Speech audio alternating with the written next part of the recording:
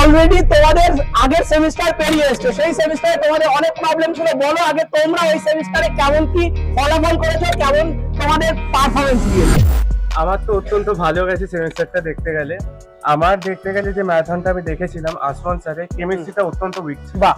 তখন যখন ম্যারাথনটা দেখেছিলাম অত্যন্ত রিকভার হয়েছে ভেতর থেকে দেখতে গেলে। ফিজিক্সের সোমনাথ স্যারের ম্যারাথন দেখে আমার অনেক উপকার হয়েছে এবং অনেক সিলেবাস বাকি ছিল চেকমেট ম্যারাথন দেখে, ব্যাকলগ ম্যারাথন দেখে অনেক উপকার হয়েছে। বাহ, ভেরি গুড। বলো। আমি অঙ্কে অনেকটা বেশি উইক ছিলাম, আর আমি এমন হচ্ছে কি পরীক্ষার 1 মাস আগে আমার সিলেবাস কমপ্লিট নেই অঙ্ক।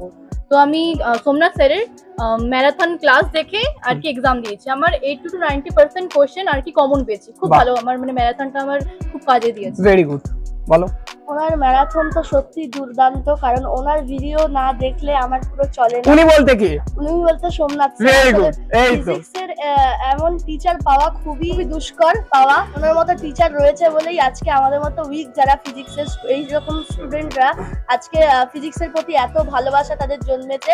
এবং মূলত আমি ক্লাস 11-এ সায়েন্সে ফিজিক্স চুজ করেছি শুধুমাত্র ওনার জন্যই, মানে ওনার কাছে পড়বো বলেই আমি ঠিক করে রেখেছিলাম। এবং ওনার যে চেকম্যাট এবং ব্যাকলগ ম্যারাথন উনি দিয়েছিলেন, সেই ম্যারাথনগুলো অত্যন্ত গুরুত্বপূর্ণ। যারা কোথাও টিউশন পড়ে না, তারা যদি ওনার ওই মানে ভিডিওগুলো দেখে কভার করতে পারে, তাদের অত্যন্ত মানে হেল্পফুল তারা হবে।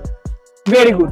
এইবার তোমাদের এই যে ভালোবাসা এবং তোমাদের এই যে ডেডিকেশন বা তোমাদের সামনের যে পরীক্ষা, এই পরীক্ষাকে আরো ফাটিয়ে দেওয়ার জন্য বা এই পরীক্ষাতে আরো ডাবল ভাবে কামব্যাক করার জন্য তোমাদের জন্য ব্যাকলগ এবং চেকমেটের পরিবর্তে আসতে চলেছে কামব্যাক ম্যারাথন। সেই কামব্যাক ম্যারাথনে তোমরা কতটা এক্সাইটেড একটু জোরে বলে দাও একসাথে। আমরা অত্যন্ত এক্সাইটেড আছি।